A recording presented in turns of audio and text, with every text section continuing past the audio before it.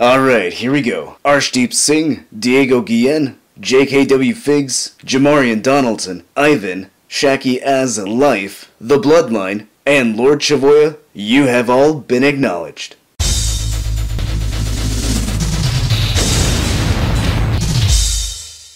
Metal Driver here, and today I am looking at the Wrekkin Slam and Stack Forklift. And I've been excited for this ever since it was announced, because now I can recreate Brock Lesnar lifting up the ring, although it's not exactly the same vehicle, but close enough. This forklift features 6 breakaway pieces, launching action, and it includes a basic Brock Lesnar. The side of the box features an image of the vehicle and Lesnar, then on the back we get the vehicle in action. You can raise and drop the lift and perform some bumper-to-bumper destruction, but enough of the packaging. Let's go ahead and open this up and take a closer look at Brock Lesnar and the Slam and Stack Forklift. And here we have the basic Brock Lesnar and the forklift out of the packaging. As you can see, the forklift does have a nice size. I think it scales pretty well with Lesnar. But let's go ahead and look at Lesnar first. The head sculpt on Lesnar is not brand new. We have seen this with the Ultimate Edition Brock Lesnar. Now the sculpting is good, it's fine. The paint on the hair isn't as good as the Ultimate Edition.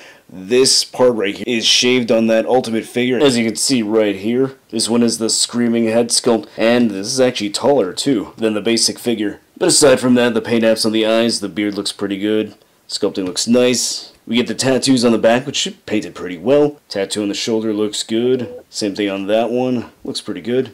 You get his front tattoo here on the abs and the chest, not too bad. Paint on the shorts look good. Paint on the gloves look good too. Says Lesnar, good lettering right there. So for a basic figure, doesn't look too bad. Now let's look at the articulation. If you ever handled a basic WWE figure, you should know what to expect. The head can swivel does not really go up and down at all. Shoulder goes that high up, it rotates all the way around. There's no bicep swivel, instead there's a elbow swivel. There's a single joint at the elbow. We get just about 90 degrees. A swivel and a hinge right there. No ab crunch, but there is a waist swivel. Legs can go that far up and that far back. He has a single jointed knee, a twist at the top of the boot, and no ankle articulation at all. So that is all you get with a basic. So it's nice that we get a figure with this. I don't really care about this Lesnar, because I've got my Ultimate right here.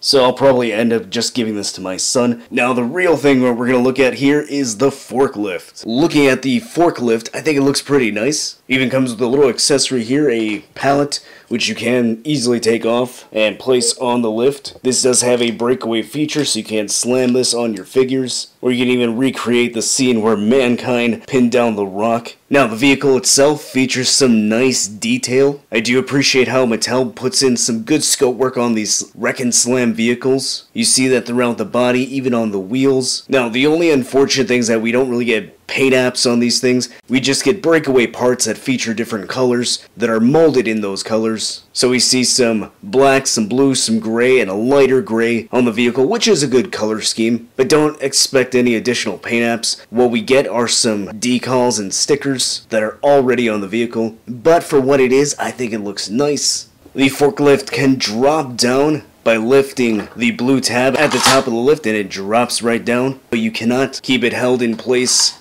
in any middle part. I do like the scope work here, that looks really nice. Nice little detail there. Not just a smooth or hollow piece, surface-wise at least. The forklift does have a peg where you can place the figure and attach it right on the lift, as you can see with Lesnar standing right here. Now the front of the box shows a fist slamming onto the roof of the forklift, although that really does nothing, as you can see. So instead what you need to do is press down on this top lever, which is also the part that releases the forklift, and you can watch Lesnar fly. According to the box, the forklift features 6 breakaway pieces, so that includes 2 side pieces, the frame, the roof. Now the frame does break up into 2 separate pieces, so that'll give you 2 right there. You got your 2 with the sides again. The top makes 5, which features some decals on the front, and the 6th piece being the pallet. And while we're looking at the forklift right here, let's go ahead and put the Ultimate Edition Lesnar right into the seat. And while we're at it, let's go ahead and put Farmer Brock right into the seat, and yeah, that looks pretty good. Alright, and to see this beauty in action, Lesnar's in the forklift, so let's go ahead and place the ring on the lift.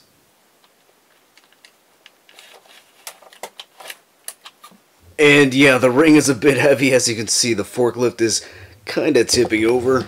Here you can see a better look. You can see I've got the ring hooked right on the lift, and Roman Reigns is down. He is down for the count. So yeah, the ring may be too heavy, but it works. Here is the Wrekkin Slam and Stack forklift next to all of the Wrekkin Slam vehicles that have been released so far, minus the second version of the motorcycle and the car. They're the same vehicles, just different colors. But this gives you a nice look at how this stacks up next to the motorcycle, the Wrekkin ATV, the car, the Slambulance, and the Wrekkin Rig truck. So as you've seen from the vehicles that I have, I've been a fan of the Wrekkin Slam vehicle line. These type of vehicles and sets are right up my alley because I love toy photography. Now, is the average collector going to like this?